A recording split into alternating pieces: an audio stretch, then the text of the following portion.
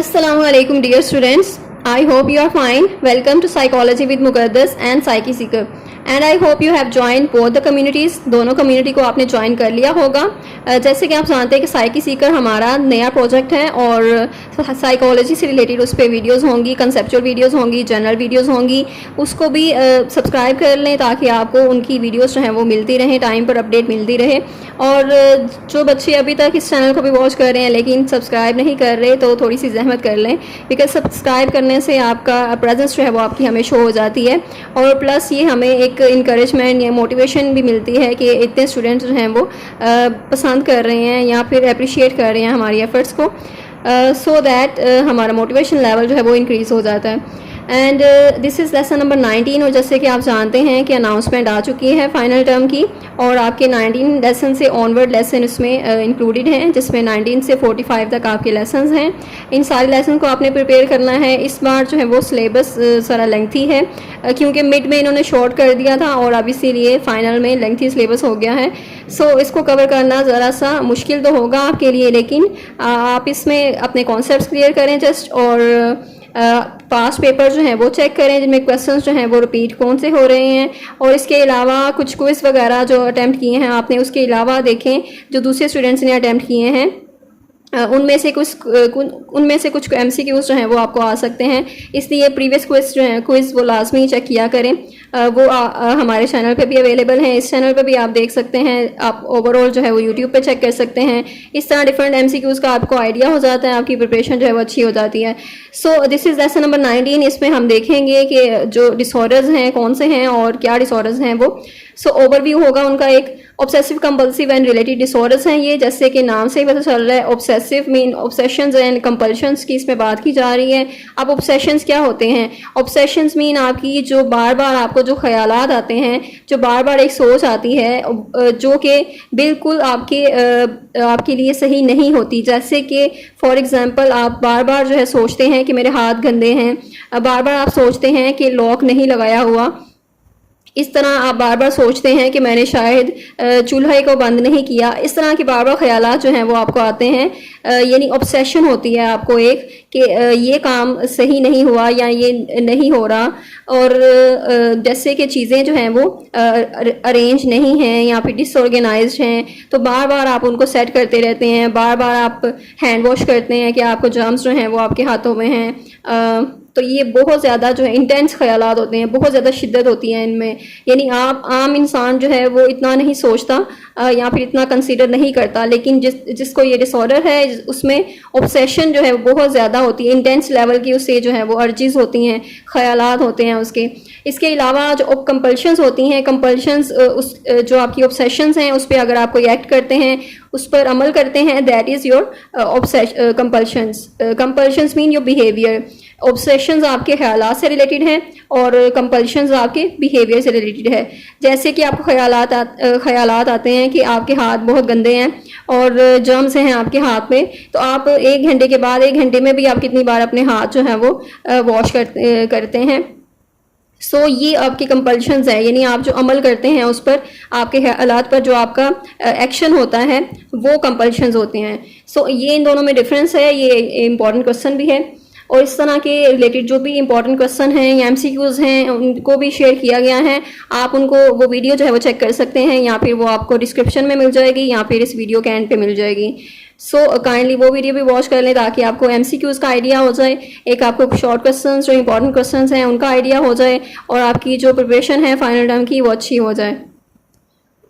Next है, इसमें कौन से रिलेटेड डिसऑर्डर्स हैं वो चेक करना है आपने। ऑब्सेसिव कंपल्सिव डिसऑर्डर है, बॉडी डिस्मॉर्फिक है, होर्डिंग डिसऑर्डर है, ट्रिकोटिलोमेनिया है, एक्सकोरिएशन है, और इस तरह से substance medication induced OCD disorder और other related disorder and other medical condition के साथ unspecified. So first is obsessive compulsive disorder, और इसमें जो है वो वही चीज़ आपने बतानी है ऑब्सेशंस और कंपल्शंस के बारे में, और इसके जो जनरल फीचर्स हैं यानी OCD के बारे में बताया गया है कि आपको थॉट्स जो हैं वो बार बार आती हैं किसी इंसान को भी, और वो अपनी थॉट्स के बारे में अवेयर भी होते हैं कि बहुत ज़्यादा एक्सेसिव हैं, यानी हद से ज़्यादा हैं ये। बार बार आ रही हैं, हद से ज़्यादा आ रही हैं, इंटेंस लेवल की हैं, और जिसको आप कंट्रोल भी नहीं कर पा रहे। ये आपके बस में नहीं है, आपके कंट्रोल में नहीं है कि आप उसको कम कर दें या फिर आप सोचना बंद कर दें, तो ये आपके कंट्रोल में नहीं होता। सो इम्पल्सिस होती हैं, अर्जिस होती हैं, आपकी ख्वाहिश, यानी बार बार दिल करता है आपका कि वो काम करें। जैसे हैंड वॉश करना है तो आपको बार बार लगेगा कि मेरे हाथों पे जर्म्स हैं, और जैसे कि डिसऑर्गेनाइज्ड है अगर आपका कमरा तो आप बार बार सफाई करते रहेंगे। सो इमेजेस, यानी आपको बार बार वो इमेजेस आती हैं, ख्यालात आते हैं, आइडियाज़ आते हैं, और इस तरह से यानी ऑब्सेशंस होती है कि कंटामिनेशन है, डर्ट है आपके कमरे में, और ऑर्डिनेस है, यानी आप ऑर्डर में रखना चाहते हैं चीज़ों को, और इस तरह से काफ़ी चीज़ों के बारे में ऑब्सेशंस हो सकती हैं। सो ऑब्सेशंस के बारे में ओवरऑल पॉइंट ऑफ व्यू, उसके बारे में डेफिनेशन आपने देखनी है, और कंपैरिजन इनका इंपॉर्टेंट है कि ऑब्सेशन और जो कंपल्शन होता है उनका कंपैरिजन क्या है।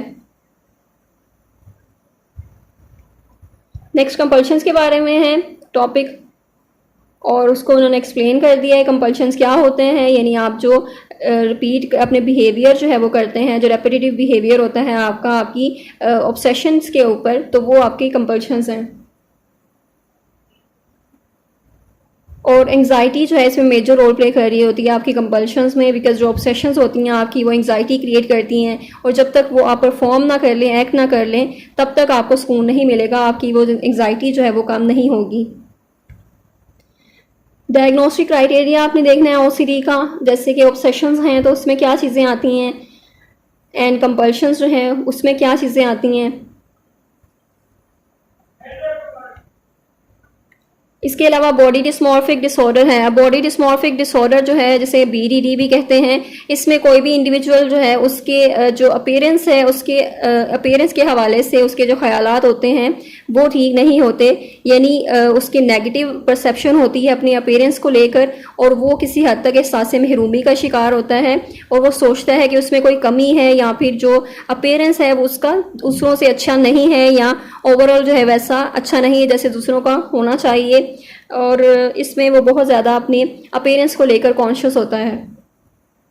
जैसे कि उसे लगता है कि मेरी हाइट छोटी है, या फिर मेरी जो बॉडी स्ट्रक्चर है वो अच्छा नहीं है, तो इस तरह से डिफरेंट जो है वो अपनी बॉडी को लेकर इस तरह की इमेजिनेशन होती हैं उसकी। सो वो सारी जो हैं वो रॉन्ग बेस्ड होती हैं, यानी नेगेटिव होती हैं, और उनका रियलिटी से कोई कनेक्शन नहीं होता। दूसरे लोग उनको अच्छा ही ऑब्जर्व कर रहे होते हैं, लेकिन वो अपने आप को अगली जो है वो समझ रहे होते हैं कि मैं अगली हूँ, मॉन्स्ट्रस हूँ, और मेरा अपीयरेंस जो है वो इस तरह से लोगों को डराने वाला है, बच्चों को डराने वाला है, और मुझसे बच्चे डर जाएंगे।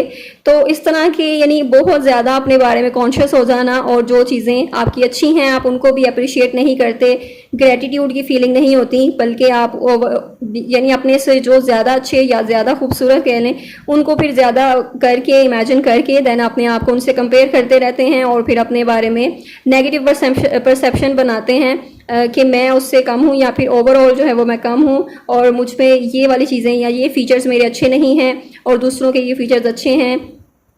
सो इस हवाले से ये बॉडी डिस्मॉर्फिक यानी अपनी बॉडी को, अपनी जो इमेज है आपका, उसको आप डिस्टॉर्ट कर देते हैं, उसको आप नेगेटिव बना देते हैं, और ये इंटेंस लेवल के होते हैं। इंटेंस लेवल की थिंकिंग होती है, या फिर इंटेंस लेवल नेगेटिव थिंकिंग कह लें, नेगेटिव परसेप्शन कह लें। सो इसमें आप बहुत ज़्यादा केयरफुल हो जाते हैं अपनी ग्रूमिंग के बारे में, आप बहुत ज़्यादा जो है वो एक्सरसाइज करते हैं और अपनी बॉडी को चेंज करने के लिए, स्ट्रक्चर को चेंज करने के लिए, या फिर आप अपनी क्लॉथ्स जो हैं वो चेक करते हैं, दूसरों से आप अप्रूवल लेते हैं, बार बार उनसे पूछते हैं कि मैं कैसा लग रहा हूँ, मैं कैसी लग रही हूँ। या फिर गर्ल्स जो हैं वो मेकअप करती हैं, बहुत ज़्यादा मेकअप यूज़ करेंगी, और अपनी जो है वो उस कमी को पूरा करने के लिए और दूसरों को दिखाने के लिए।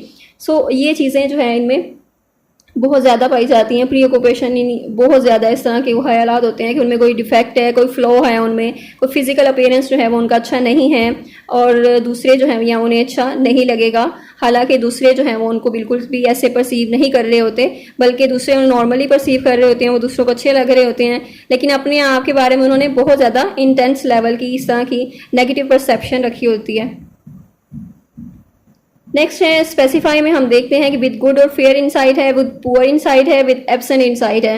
गुड इंसाइट है इनके बारे में कि उनकी जो भी ख्यालात हैं वो सही नहीं हैं, वो सच नहीं हैं, बल्कि वो सारी जो हैं वो एक जो उनकी आइडियाज़ जो हैं, जो इमेजिनेशन है, रियलिटी से उनका कोई कनेक्शन नहीं है।